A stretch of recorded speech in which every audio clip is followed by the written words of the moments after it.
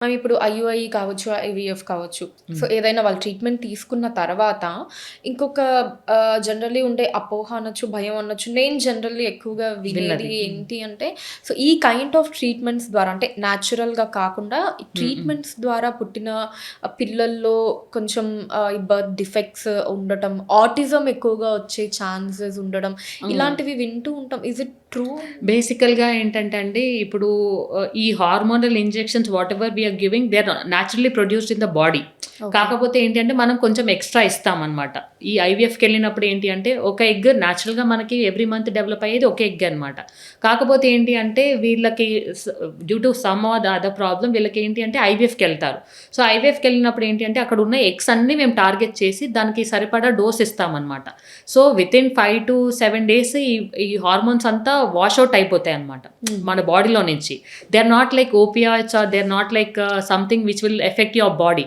So, మనం కరెక్ట్‌గా ఎక్కడైతే యాక్ట్ చేయాలో అవన్నీ కూడా ఏంటి అంటే యూరినరీ నుంచి అంటే యూరిన్ నుంచి ప్రొడ్యూస్ చేసే హార్మోన్స్ కూడా ఉంటాయన్నమాట మనకి. మెనోపాజల్ ఉమెన్ యూరిన్ నుంచి. So, they are prepared like that and we can use thought.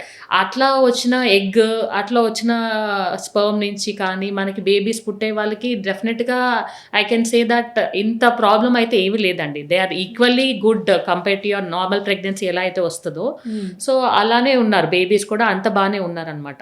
ఈ అంటే నేనన్నట్టుగా మనకి ఎక్కువ స్క్రీన్ టైమ్ ఇవ్వడము, ఎక్కువ ఇంటరాక్షన్ లేకపోవడము పిల్లలతోటి, ఎక్కువ ఎంటర్‌టైన్ చేయలేకపోవడము, ఎక్కువ కేర్ తీసుకోకపోవడం వల్ల మనకి ఈ ఆటిజం వచ్చే అవకాశం కూడా ఉంటుంది. హ్మ్. అండ్ ఇంకా emotional stress of the mother. ఆ స్ట్రెస్ వల్ల కూడా బేబీ పైన ఎఫెక్ట్ ఉంటుందండి. So, okay. అందుకే అంటామనమాట ఆడవాళ్ళు స్ట్రాంగ్ ఉండాలి. They have to be very right. They have to eat right. They have to exercise right. And they have to be very happy అనమాట.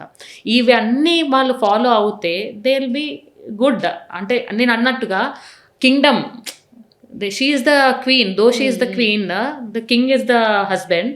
వాళ్ళ కింగ్‌డమ్ బావుండాలి అంటే ఆడవాళ్ళు స్ట్రాంగ్‌గా ఉండాలి ఖచ్చితంగా. ఎందుకంటే ఆడవాళ్ళకి కనిపెట్టినంతగా మగవాళ్ళు కనిపెట్టలేరు. బేబీలో ఏమైతే ప్రాబ్లమ్ అవుతుందనేది. హ్మ్. సో, హ్మ్. వాళ్ళు విజిలెంట్‌గా ఉండడము, అసలు everything is going right are not అనేది వాళ్ళు చూసుకుంటూ ఉండాలి. ఇప్పుడు వాళ్ళు అన్‌హెల్తీగా ఉండి బెడ్ పైన పడుకొనుంటే మీ కిచెన్ అంతా లాక్ అయిపోతది. మీ లాండ్రీ అంతా లాక్ అయిపోతది. మీది అన్నీ కూడా లాక్ అయిపోతాయి. క్లెన్లీనెస్ అంతా కూడా లాక్ అయిపోతది. పిల్లలంతా కూడా హ్యాపజాడ్‌గా అయిపోతది లైఫ్ అంతా కూడా. సో, నేనేమంటానంటే వాళ్ళు ఒక ముద్ద ఎక్కువ తిన్నా కానీ they have to be happy. They have to prioritize themselves అనమాట. Hmm. They hmm. Have to have social life. They have to have personal life. They have to have professional life. They have to have family life. ఈ అన్ని లైఫ్స్‌లో కూడా ఒక ఆడవాళ్ళకి support చేసుకుంటూ ఇంకొకటి ఏంటి అంటే మదర్ ఇన్ లా దగ్గర నుంచి కానీ మదర్ దగ్గర నుంచి కానీ ప్రెషర్ ఉండడం ఇవన్నీ ఉంటాయండి. హ్మ్. వాళ్ళు చెప్పేది కూడా మనం వినాలి. వినకుండా ఉండకూడదు. వినేసేయాలి. మనకి ఏదైతే రైట్ అనిపిస్తదో అది చేయడం దట్ ఈస్ బెటర్ అనమాట. ఓకే. So, fine. అది. ఫైన్.